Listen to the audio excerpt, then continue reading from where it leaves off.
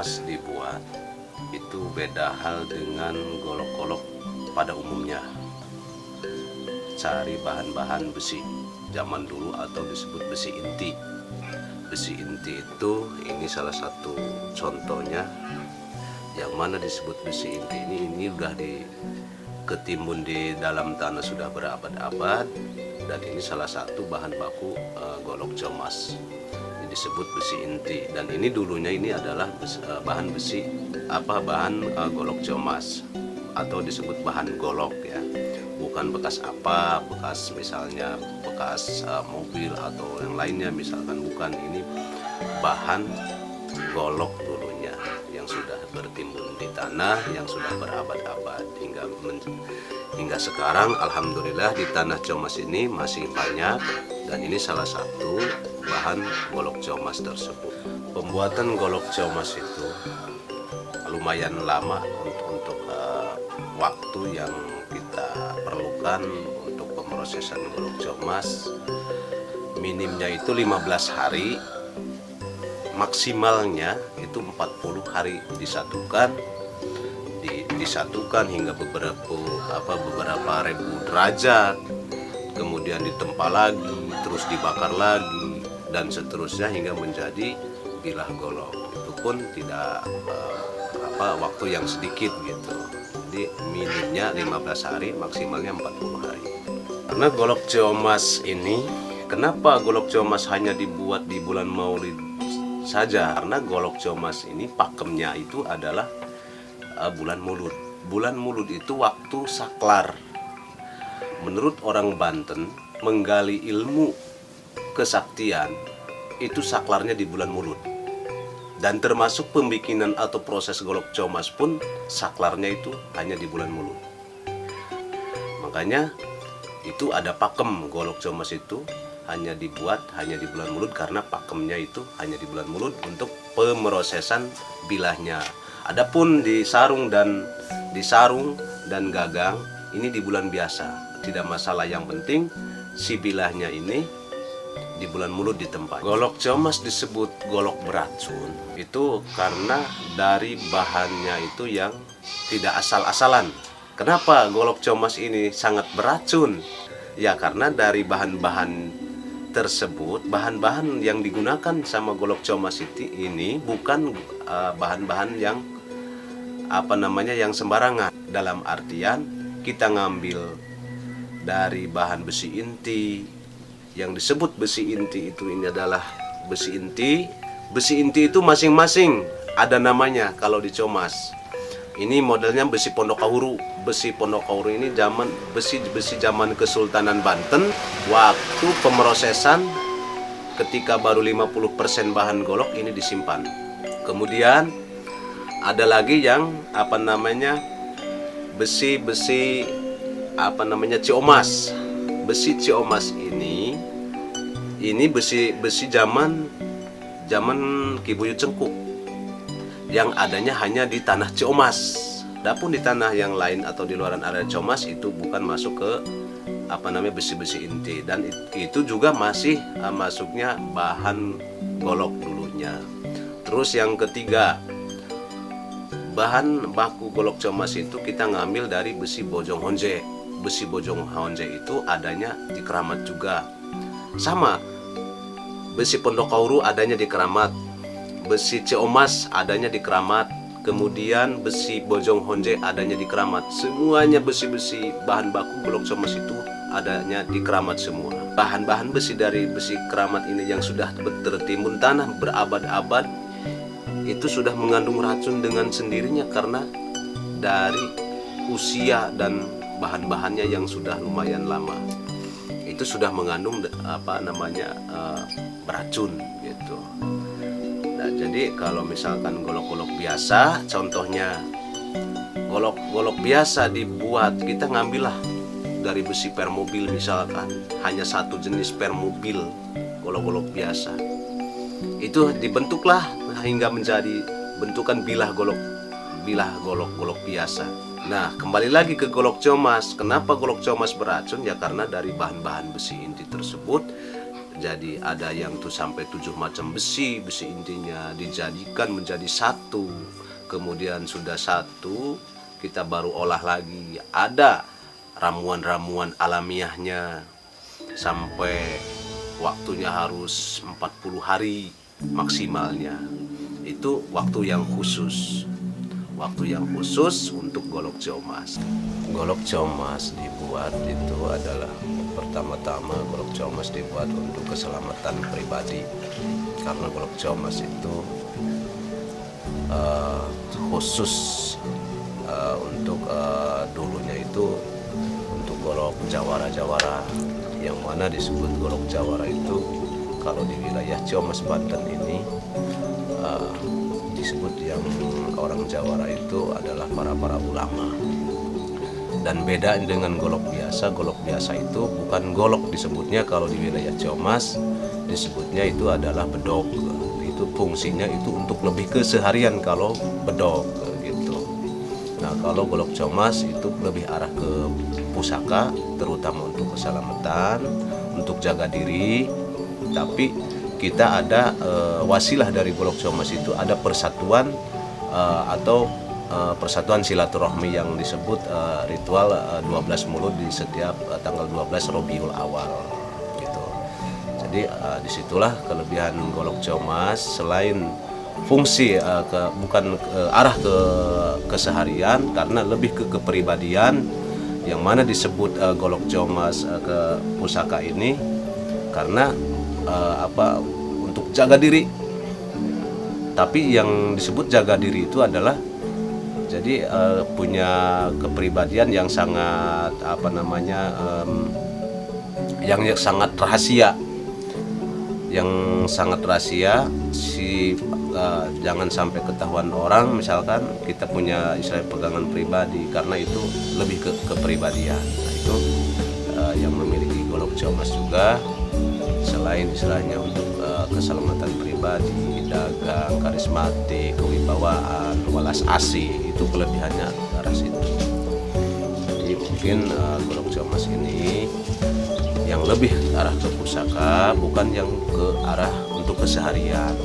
Kalau disebut yang keseharian namanya kalau di Ciomas Banten ini adalah bedog. Ritual yang digunakan di bulan Maulid.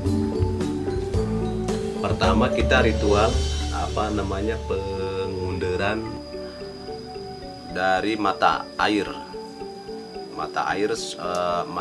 yaitu disebut pengunderan air yang buat penyepuhan golok, atau untuk digunakan untuk penyepuhan, atau misalkan buat untuk pemandian golok.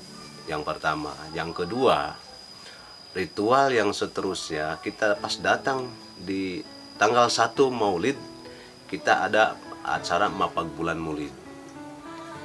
Tapi kita beriringan dengan istilahnya Maulidan Nabi, unsur dengan niatan hati di Ciomas ini, apa terkaitnya dengan golok, kita ngikuti ke Maulidan Nabi dulu. Maulidan Nabi setelah beres Maulidan Nabi, marhaban dan segala macam.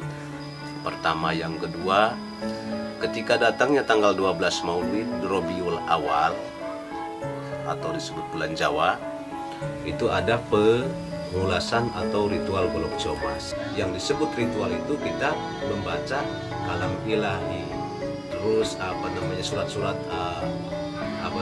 ayat Al-Quran segala macam dan seterusnya, lebih ke para sholawat segala macam, sholawat Nabi kita lantunkan. Itu baru disebut ritual kalau di Ciomas. Karena golok ciomas itu dibuat harus orang yang turun temurunnya atau penerus generasinya. Karena apa? Kalau misalkan dibuat golok ciomas ini bukan keturunannya, itu bukan masuk ke golok ciomas dengan kategori itu keluar dari pakem. Pakemnya golok ciomas itu dibuat oleh hanya orang-orang keturunannya saja. Keunikan golok ciomas itu banyak sekali. Pertama dari sisi luar, kita lihat dari ukiran yang khas banget. Ciri khas golok ciomas ini ya ukirannya seperti ini. Misalkan ada Arya Bima, ada kaca, terus Maharaja, ada Satria Banten, Jenggol Sahulu dan sebagainya, masih banyak. Kemudian keunikannya itu kita karena dari beberapa macam besi inti disatukan hingga menjadi satu bilah begini. Keunikannya ini dari ada pamor dan garis-garisnya seperti ini. Ya, walaupun diasah berapa kali pun, ini akan timbul dengan sendirinya. Dan ini bukan buatan, dia timbul besinya dengan sendirinya, bukan buatan ini digerak-gerak. Dan ciri khas golok ciomas ini salah satu dari keunikan yang sangat luar biasa, dan filosofi dan maknanya ini yang penuh sangat luar biasa di sini.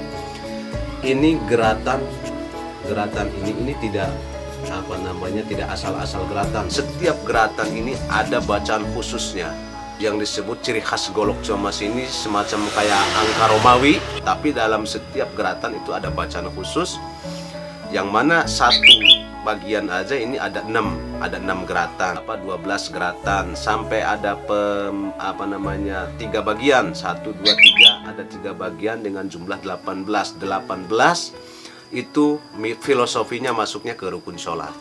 Jumlah 12 itu jadi pengambilan dari namanya dari lafaz la ilaha illallah Muhammad Rasulullah atau disebut tauhid.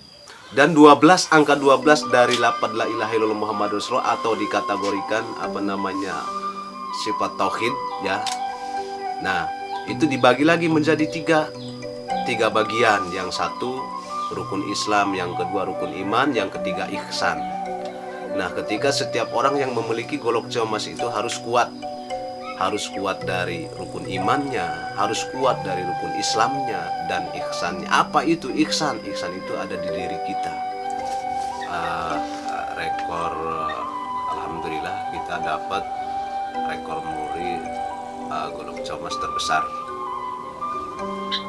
Jadi pas tahun 2005 perawatan golok ciomas itu gampang sih. Nggak harus setiap malam Jumat, malam Selasa harus dimandiin segala macam, nggak harus seperti itu. Cukup di tanggal 12 Mulud kita silaturahmi di Ciomas sambil Mulud dan Nabi bareng.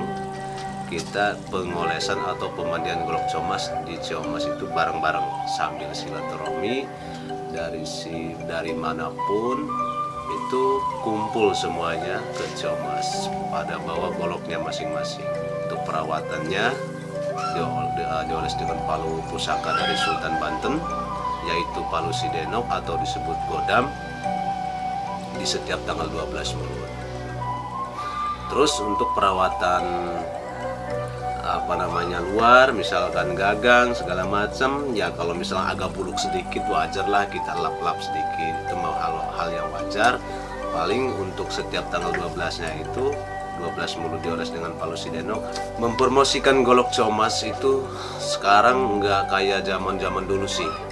Kalau zaman dulu sangat sulit sekali untuk mengendalikan budaya kearifan lokal ini.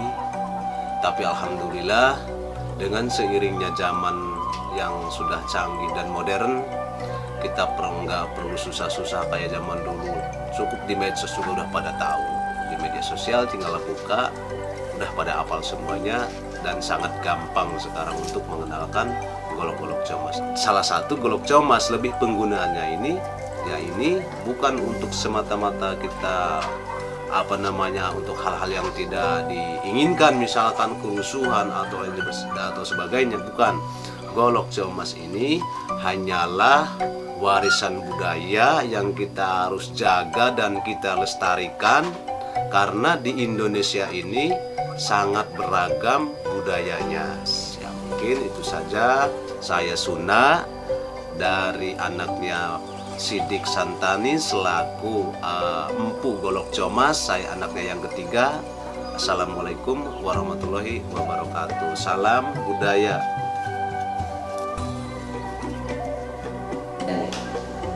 Jadi mula-mula pertamanya Sultan Banten itu membutuhkan yang punya keahlian, karena waktu dulu kekurangan senjata, bisa dibilang nggak ada lah, bukan kekurangan. Jadi nyari yang punya keahlian nemulah di Ciomas yang bernama Ki Cengkuk, punya keahlian bikin golok.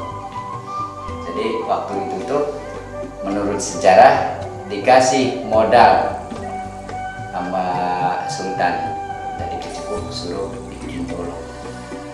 Jadilah, karena Ki Cengkuk itu orang Ciomas. Yang pertama kan yang kepercayaan Sultan itu, yang orang terpilih sama Sultan itu Ki Cengkuk.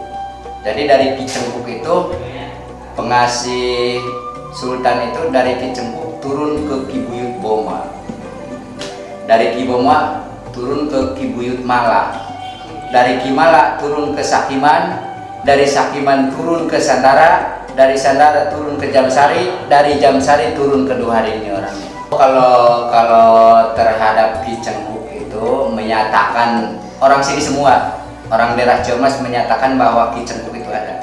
Jadi pada waktu masa kepercaya sama Sultan, Ki Cengkuk itu tugasnya bikin golok. Goloknya buat kebutuhan Sultan itu, ya artinya kepemerintahan ya. Jadi waktu itu Ki Cengkuk itu tugasnya bikin golok. Bikin golok sebanyak-banyaknya buat masyarakat. Ki Cengkuk itu dulu ahli pembuatan golok. Pembuatan golok yang dibutuhkan sama Sultan itu ya. Jadi buktinya ada sekarang. Ini peninggalan Ki Cengkuk yang bernama golok Ciomas yang pertama, yang namanya Sirbo, dan yang bikinnya ini Godam Denoknya ini. Ini yang membuat golok Sirbo, yang membuat golok Ciomas yang asli. Ini yang pengasih dari Sultan. Itu di bulan Mulud itu kan dari dulunya kan bikin golok Ciomas itu harus bulan Mulud ya. Jadi sampai pemulasan bulan Mulud. Jadi pada waktu tanggal 12 bulan Mulud itu pelaksanaan pemulasan. Pemulasannya yang kayak gini nih. Ini golok Ciomas.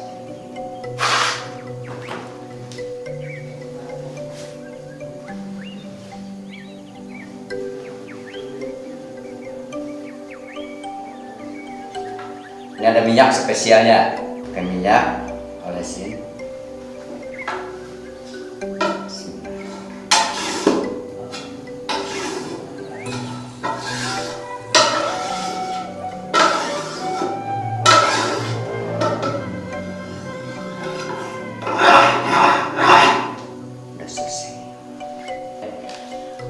Sangat-sangat terima kasih ini Mas ya ketemu sama saya. Jadi si Mas walaupun sedikit banyak juga, ini ada silsilah dari saya yang paling utama. Udah Mas, makasih.